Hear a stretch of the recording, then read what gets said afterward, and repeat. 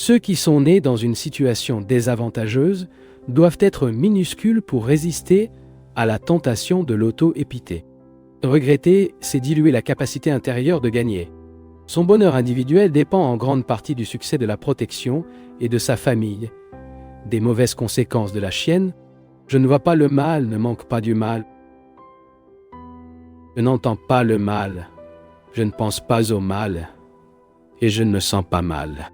Beaucoup de gens peuvent bavarder pendant des heures de la vie des autres, succombant finalement à l'influence des potins, comme pour l'empoisonnement passant des boissons alcoolisées. N'est-il pas étrange que quiconque parle avec plaisir, avec longtemps, expliquant les défauts des autres, et ne peut pas entendre la moindre référence à ses propres erreurs? La prochaine fois que vous avez envie de parler des faiblesses morales et mentales de vos semblables, commencez immédiatement à alléger le vôtre. Pendant seulement 5 minutes et voyez ce qui se passe. Et si vous n'aimez pas parler de vos défauts, si ça te fait mal, plus tu devrais blesser, sentir de dire des choses injustes et nuisibles sur les autres. Il est empêché, et les membres de votre famille, de parler mal des autres. Retraitement la faiblesse d'une personne, vous n'aidez pas du tout. Au contraire, l'irrite ou la décourage, lui honte peut-être pour toujours, et la faisant abandonner l'amélioration. Lorsque nous volons quelqu'un le sentiment de dignité, ouvertement mesquin, nous plongeons dans le désespoir. L'homme tombé est pleinement conscient de sa faiblesse. Critiquant destructrice, vous vous poussez encore plus au découragement dans lequel il immerge déjà. Au lieu de pagir sur vous, soutenez-le avec des mots tendres et stimulants. Ce n'est que lorsque nous demandons de l'aide si une assistance spirituelle et morale est offerte. Pour les enfants et les proches, vous pouvez à tout moment donner des suggestions amicales et contenues, éliminant ainsi votre timidité et vos médidères. Ne jugez pas afin que vous ne soyez pas jugés, car avec le critère avec lequel vous serez jugés, et comme vous l'avez mesuré, ils vous mesureront aussi. Il y a beaucoup de saleté à éliminer de votre propre maison mentale. Ne vous permettez pas de bavarder sur la saleté de l'esprit des autres, mais occupez-vous pour lutter contre les faiblesses de votre propre vie. En silence, il guérit le désir de critiquer. Et, une fois libre de condamnation et de bistie, apprend aux autres à être meilleurs, leur donnant le bon exemple de cœur dévoué. Les mots de fille prononcés dans une émotion supposent qu'ils ressemblent à un feu qui se propage à travers la forêt de l'amitié, brûlant toutes les herbes vertes de la relation courtoise et des pensées généreuses. Les personnes ivres d'excitation et les esclaves du choléra sont incendiaires émotionnels qui, au moindre défi, allument les phosphones des paroles en colère et mettent le feu à la paix des âmes. Tout comme les incendies de forêt provoquent des millions de dollars au pays, les inventes émotionnelles, incinérant le bonheur de millions de personnes intelligentes, causent des dommages incalculables à la pensée créative. Pire grandement, les énergies nerveuses humaines. Pour être délicat, la personne n'a pas à être d'accord avec tout. Lorsque vous n'êtes pas d'accord, vous devez rester calme et vous montrer gentille. Le travail et non contrôlé sont une faiblesse humaine. Mais tenir les rênes du tempérament et du discours est une force divine. Peu importe ce qui le provoque, il se contrôle. Avec un silence calme ou même des mots authentiquement aimables, montrez que votre délicatesse est plus forte que l'irritation de l'interlocuteur. Si le méchant ou l'acidité vous cause de l'indigestion, buvez le médicament de la douceur.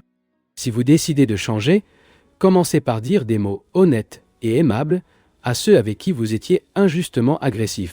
Soyez d'abord courtois avec vos proches immédiats, alors vous pourrez être normalement avec les autres. Le bonheur a ses fondements sur l'autel de la compréhension et de la politesse. Les mots grossiers tuent des amitiés sans pitié et l'harmonie des maisons. Prenez-les pour une éternité des lèvres et rendez votre vie de famille sans tribulation. Les mots doux et sincères sont du nectar pour les âmes assoiffées. Ils s'adaptent partout. Les mots doux génèrent du bonheur chez les amis, les ennemis, les églises, les bureaux, etc. Les gens se sentent soulagés quand une personne grincheuse quitte la pièce. Et le contenu quand un ami sincère et poli apparaît. Les gens craignent des maladies dégénératives qui affligent le corps. Mais peu demandent à la guérison lorsqu'il contracte la moleste psychologique terrifiante de la jalousie. Shakespeare a appelé le cancer qui érode les racines de l'amour. Mais c'est pire que ça. La jalousie épidémique peut affecter l'esprit de toutes les nationalités.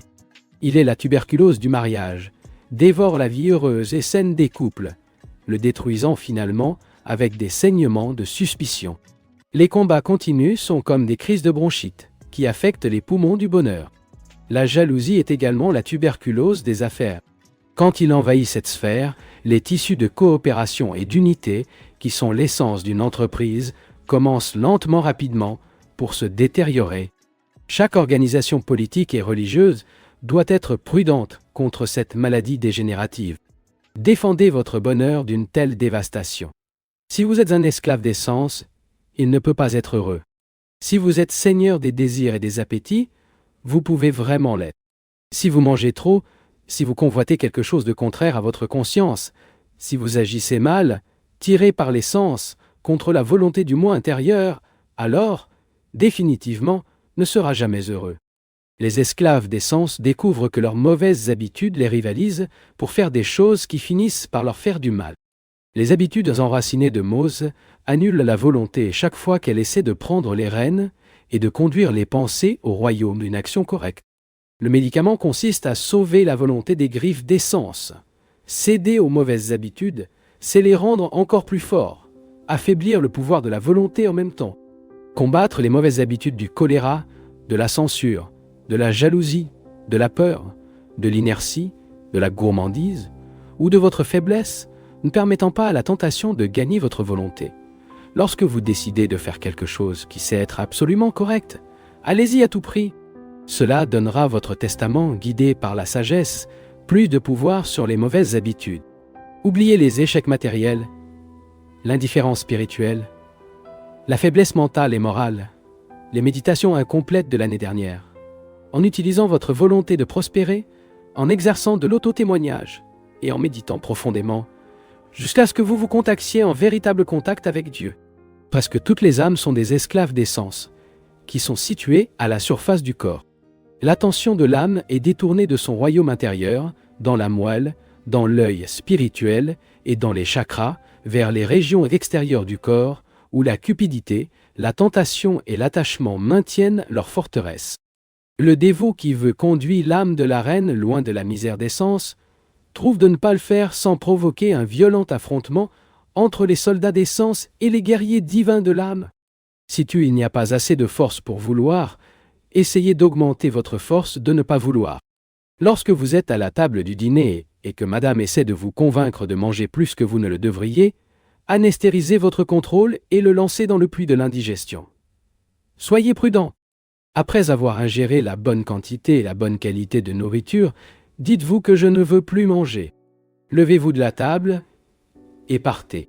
Si quelqu'un l'appelle dire « Hé, John, reviens et mange un peu plus », ne perdez pas la délicieuse tarte aux pommes.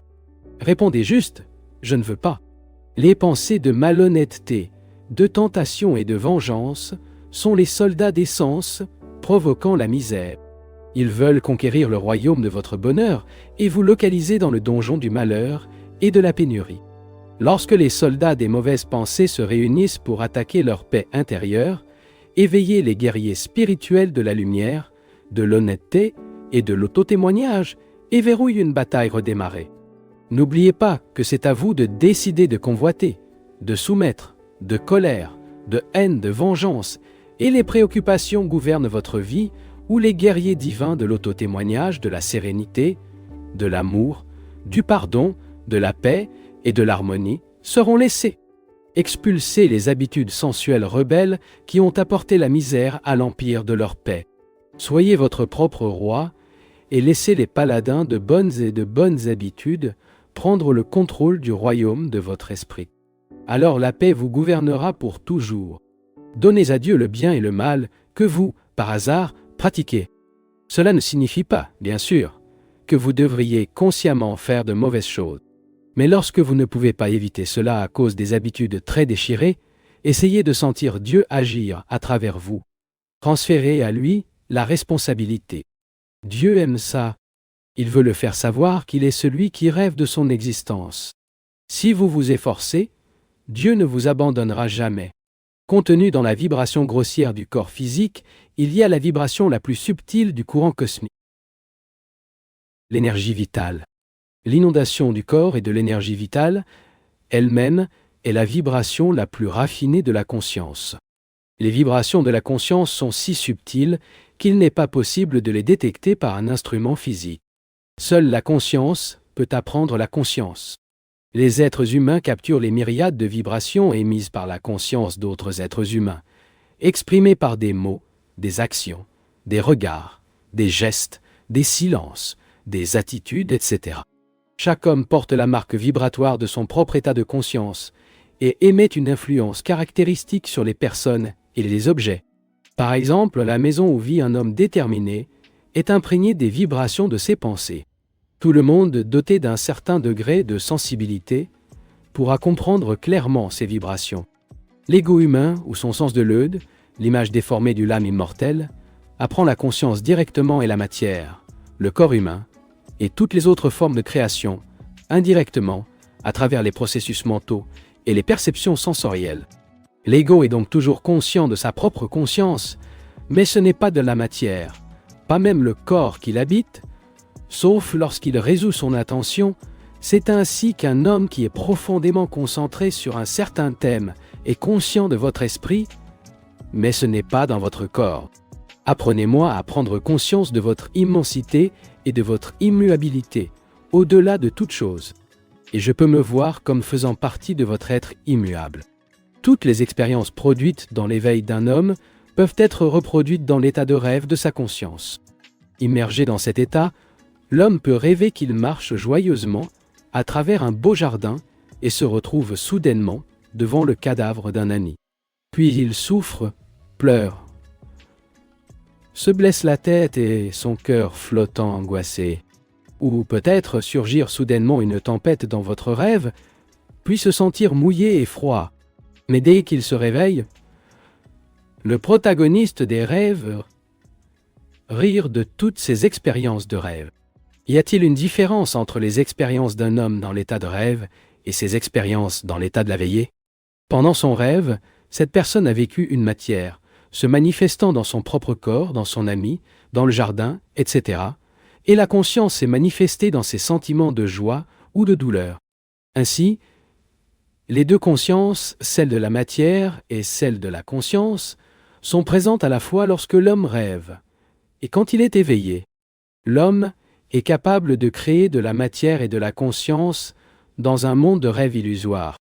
Par conséquent, il ne devrait pas être difficile de comprendre le fait que l'esprit, utilisant le pouvoir de Maya, a créé pour l'homme le monde des rêves de la vie. Une existence consciente qui est, en substance, si irréelle, si éphémère et modifiable.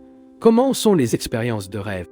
Le monde des phénomènes opère sous le pouvoir de Maya, la loi de la dualité ou les états opposés, et donc un monde irréel, dont l'existence cache la vérité de l'unité divine et de l'immuabilité. L'homme rêve, dans son aspect mortel, avec dualité et des contrastes, avec la vie et la mort, la santé et la maladie, le bonheur et la douleur.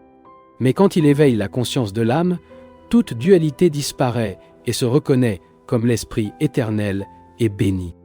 En devenant pleine conscience de mon unité avec Dieu, je récupérerai mon état de votre Fils. Ainsi, sans demander ni mendier, je recevrai une prospérité, une santé et une sagesse complète. Pour l'humanité désorientée, une aide médicale et mentale est importante. Il est indéniable la supériorité de l'esprit sur le pouvoir des moyens thérapeutiques matériels, mais l'action de la nourriture, des herbes médicinales et des médicaments, encore plus limités, est également indéniable. Lorsque vous utilisez des méthodes mentales pour obtenir la santé, ce n'est pas nécessaire dédaigner pleinement les systèmes de traitement physique, car ces derniers sont le résultat de l'étude des lois physiques de Dieu. Tant que la conscience matérielle de son corps existe chez l'homme, il ne doit pas totalement ignorer l'utilisation de drogues de guérison. Mais dès que sa compréhension de l'origine immatérielle du corps à l'esprit, à un degré suffisant, sa foi dans le pouvoir thérapeutique des médicaments disparaîtra, car il comprendra que chaque maladie a sa racine dans l'esprit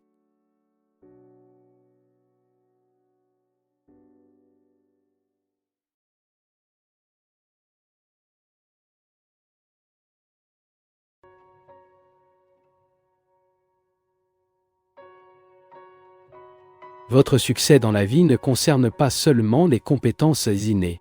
Cela dépend également de sa détermination à saisir les opportunités qui se présentent. Dans la vie, les opportunités se présentent par création et non par chance. Ils sont créés par vous, aujourd'hui ou à un moment donné dans un passé récent ou lointain. Comme les méritait, utilisez-les pour obtenir les plus avantageux. Vous pouvez rendre votre vie beaucoup plus riche maintenant et à l'avenir pour concentrer votre attention sur les besoins immédiats, en utilisant toutes vos compétences et informations disponibles pour les réaliser.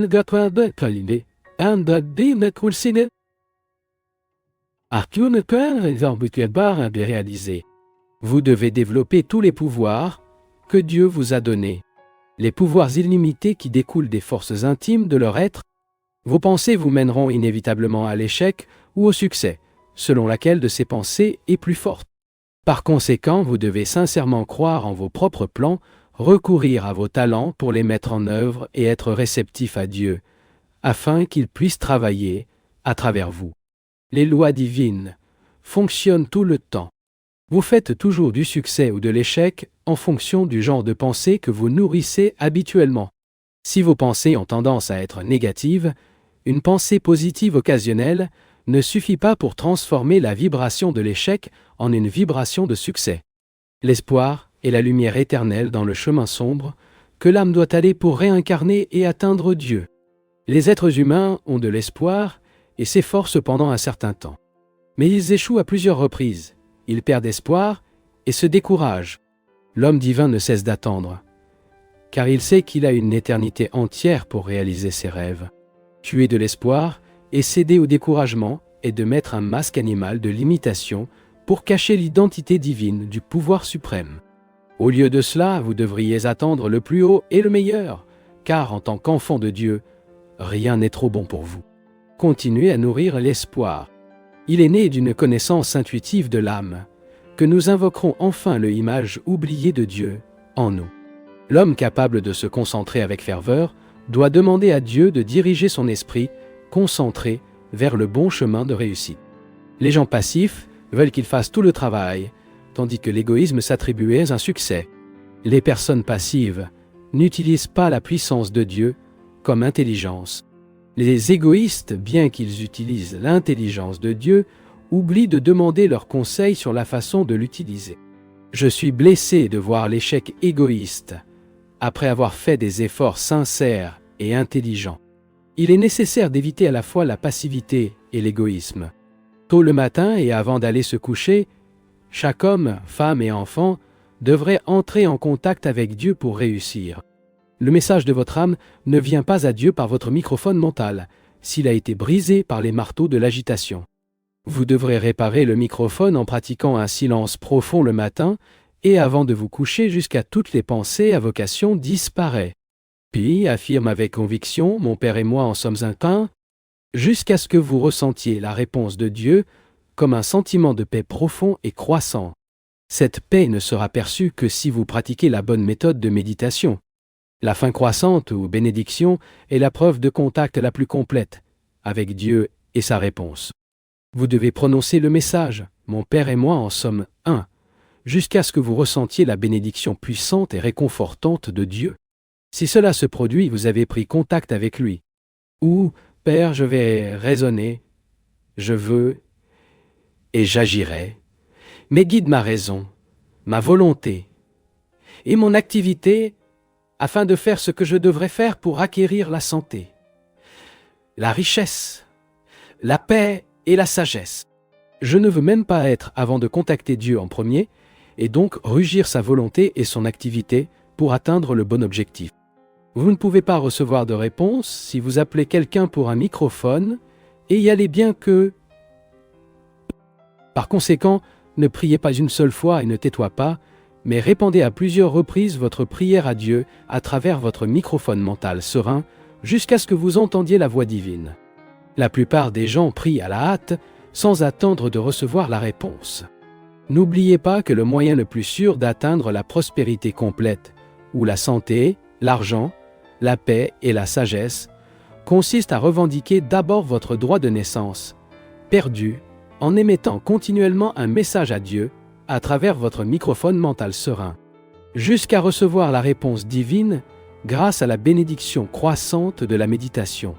Quand l'esprit est silencieux, car il est beau, rapide et lisse, une façon de tout percevoir. Une personne calme reflète les yeux calmes, l'intelligence du visage aigu et la réceptivité appropriée dans l'esprit. C'est un homme d'action prête à l'emploi et décisive, mais elle n'est pas prise par des impulsions et des désirs qui lui viennent soudainement. Pensez toujours d'abord à ce que vous allez faire et comment cela vous affectera. Agir sur l'impulsion n'est pas la liberté, car vous serez lié aux effets néfastes des mauvaises actions. Cependant, être capable de faire des choses que votre perspicacité dit être bonnes pour vous, c'est-à-dire d'avoir la liberté.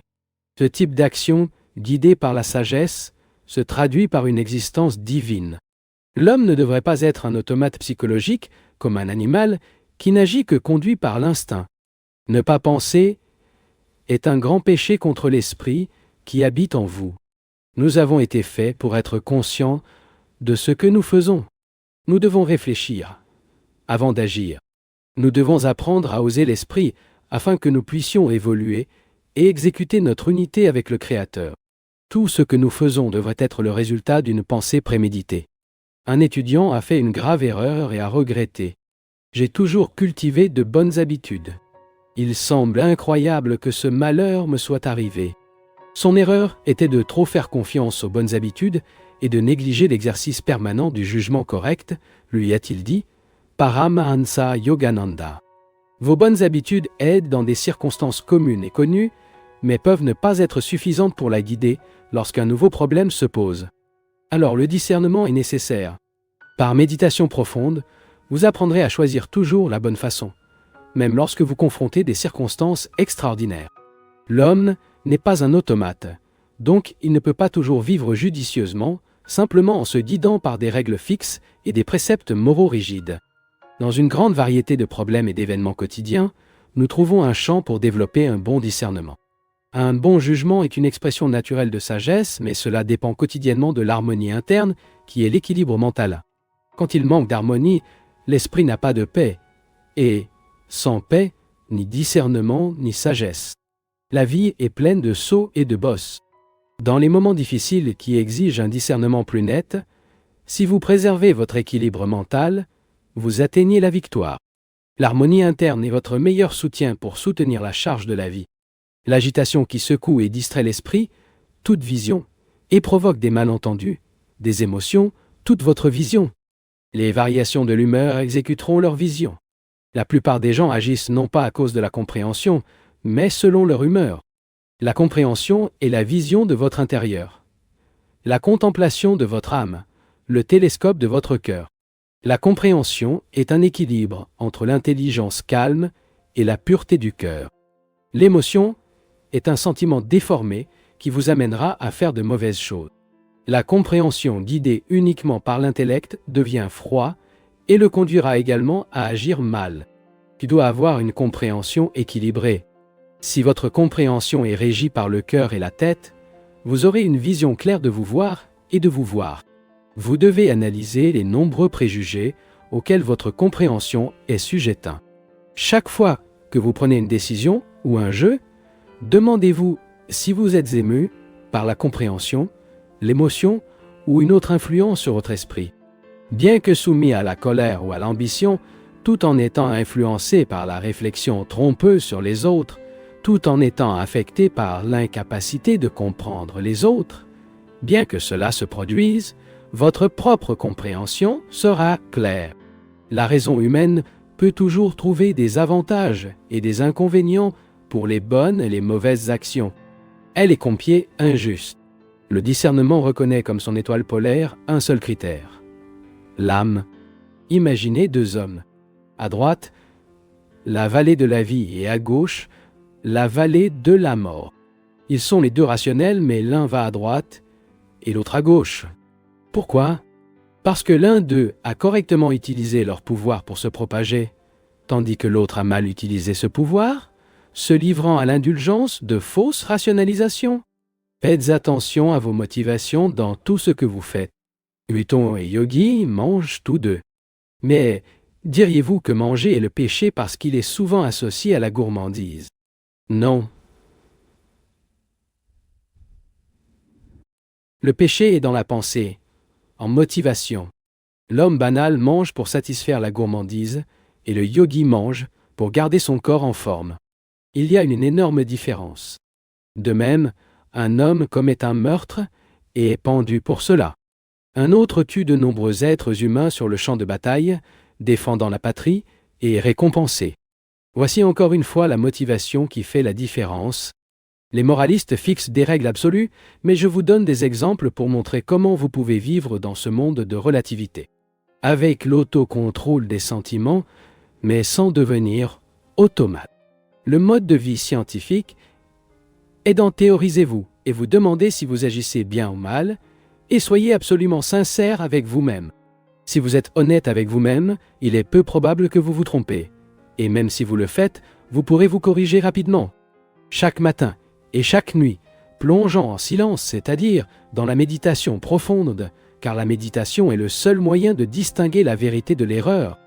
Apprenez à être guidé par votre conscient. Le pouvoir divin du discernement en vous. Dieu est le murmure dans le temple de sa conscience et la lumière de l'intuition. Vous savez quand vous agissez mal, tout votre être vous dit, et ce sentiment est la voix de Dieu. Si vous ne vous écoutez pas, c'est silencieux.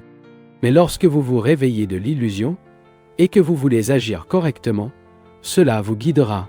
Après tout le temps, la voix intérieure de la conscience, qui est la voix de Dieu, vous deviendrez une personne vraiment morale, un être très spirituel, un homme de paix. L'intuition est l'orientation de l'âme, qui surgit naturellement dans le homme quand ton esprit est silencieux. Le but de la science du yoga est de calmer l'esprit afin que sans distorsion, il puisse entendre les conseils sans faille de la voix interne. Résolvez tous vos problèmes grâce à la méditation. Branchez-vous avec l'orientation intérieure active. La voix divine a une réponse à tous les dilemmes de la vie. Bien que l'ingéniosité de l'homme, pour avoir des ennuis, ne semble avoir aucune fin, l'aide infinie n'est pas moins inépuisable.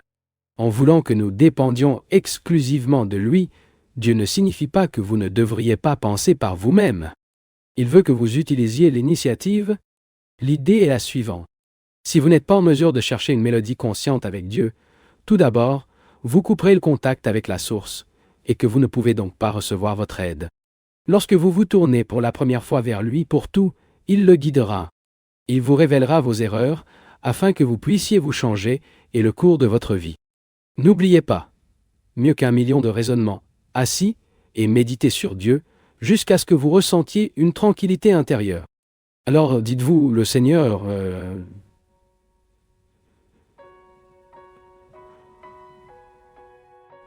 Alors, dites-vous le Seigneur, je ne peux pas résoudre mon problème seul, même si j'ai un nombre incalculable de pensées différentes, mais je peux le résoudre en vous mettant entre vos mains, en vous demandant d'abord votre orientation, puis en l'analysant sur différents angles, cherchez une solution possible. Dieu aide ceux qui s'aident eux-mêmes. Lorsque votre esprit est silencieux et plein de foi après avoir prié Dieu en méditation, vous pourrez voir diverses réponses à vos problèmes. Et parce que votre esprit s'est calmé, il est également capable de choisir la meilleure solution. Suivez cette orientation et réussira. Il s'agit d'appliquer la science de la religion dans votre vie quotidienne